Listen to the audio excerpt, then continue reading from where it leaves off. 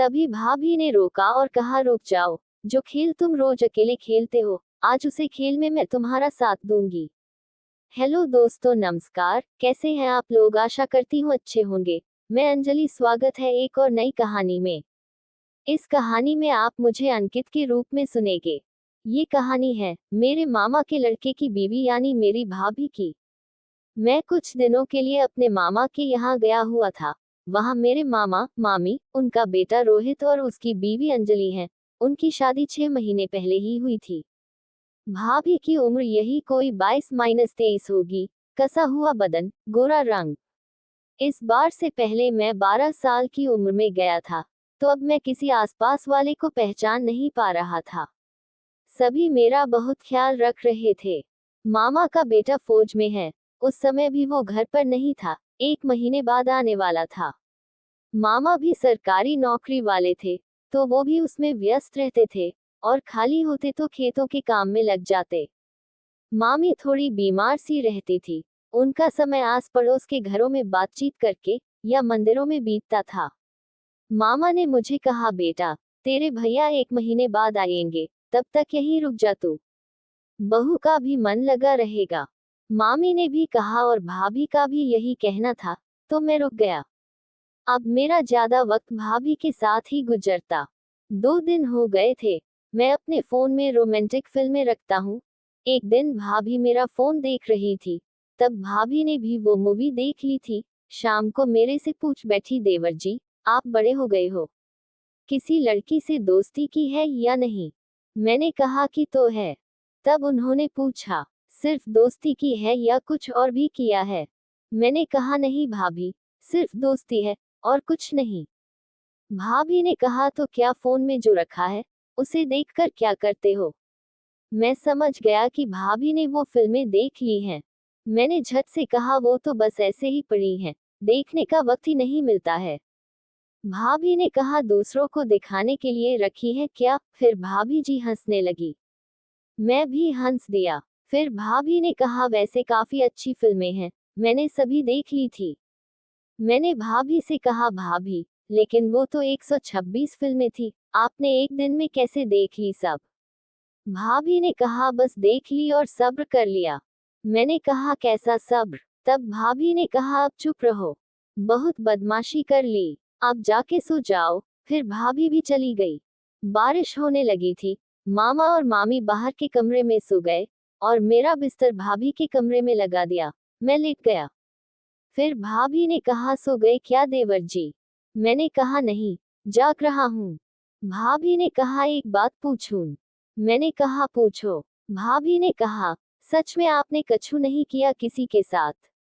मैं सच बताऊं भाभी, बुरा तो नहीं मानोगी? भाभी ने कहा, नहीं, मैंने किया तो है, कई बार अलग अलग लड़कियों के साथ, लेकिन इशारा उनका ही रहा था।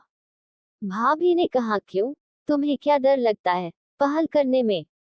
मैंने कहा, नहीं, ऐसी कोई बात नहीं है। उसके बाद भाभी जी को नींद आ गई, और वो सो गई। मुझे भाभी की बातों से नींद नहीं आ रही थी, और भाभी सो रही थी। तभी मेरा ध्यान गया भाभी के ऊपर। वो नींद में थी, और मैक्सी पहन रखी थी, जो नीचे तक सरकी हुई थी। उनकी सुंदरता देख मेरा मन मचल रहा था। तभी मैंने भाभी के गुप्त कपड़े देखे, और उन्हें उठाकर अपने हाथ अपना काम चालू कर दिया। उस काम से जो फल मिला भाभी के कपड़ों में डाल दिया, और सो गया। लेकिन भाभी से कुछ कहने की हिम्मत नहीं थी। भाभी सुबह उठकर नहा आई थी। अभी गीले बाल और खुशबूदार बदन अलग ही महक रहा था। भाभी ने मेरे से कहा, देवर जी, बड़े लेट उठे हो, लगता है रात को देर से सोए हो, और बड़ी मेहनत की है।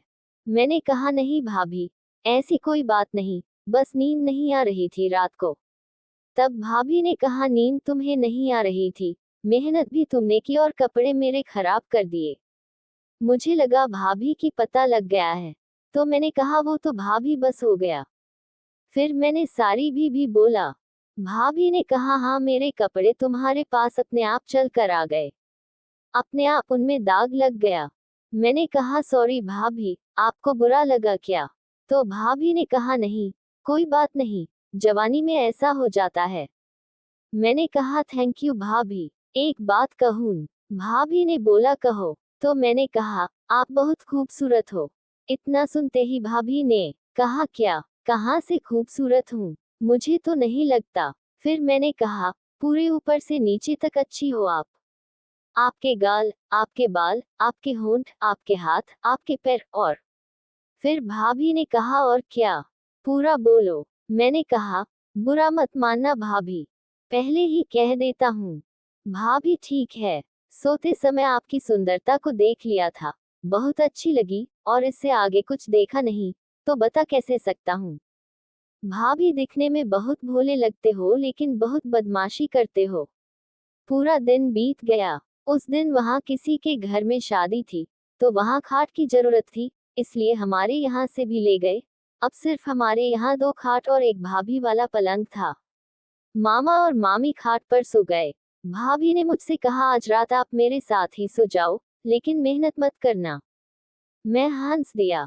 सब सो गए। पिछली रात की तरह भाभी का फिर से वही हाल था, लेकिन मेरा नहीं।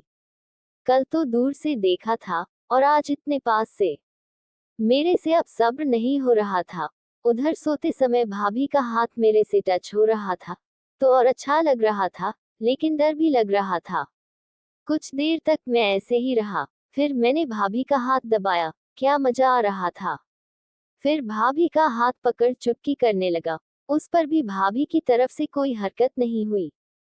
फिर मैंने उनकी खूबसूरती को देखने लगा, और फिर अपनी मेहनत में लग गया, उसके बाद सो गया।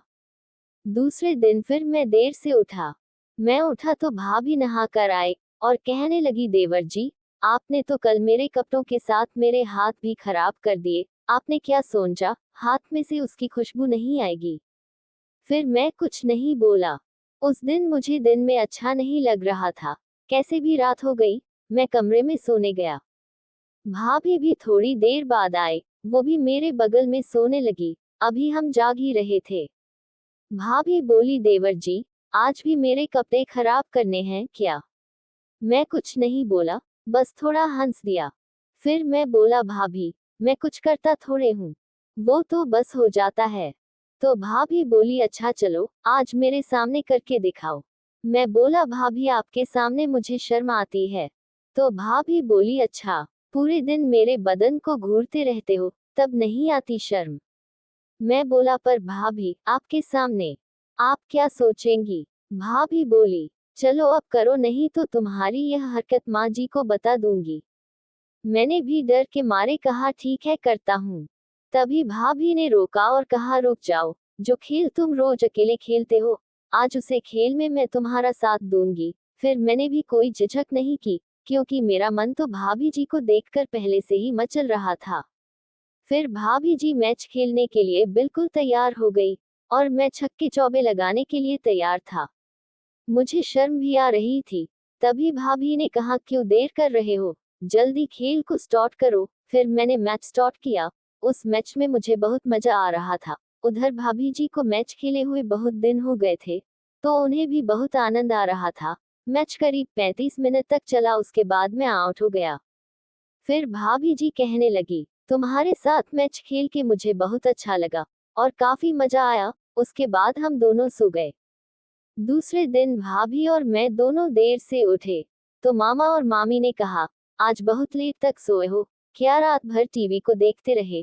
तो भाभी ने कहा हाँ मम्मी जी, आज टीवी देखने में व्यस्त हो गई, तो देर में उठी। जब तक मैं मामा के घर पर रहा, तब तक भाभी के साथ रोज एक मैच खेलता और सो जाता। कुछ दिनों के बाद मैं घर चला आया। मैंने भाभी जी को अपना नंबर दे दिया था, तो भाभी जी मुझे कॉल करती, और देर तक बात करती। जब भी मैच खेलने का मन होता, मैं भी उनके घर जाता रहता था। इस कहानी का अंत यहीं पर होता है। मिलते हैं एक और नई वीडियो नई कहानी के साथ।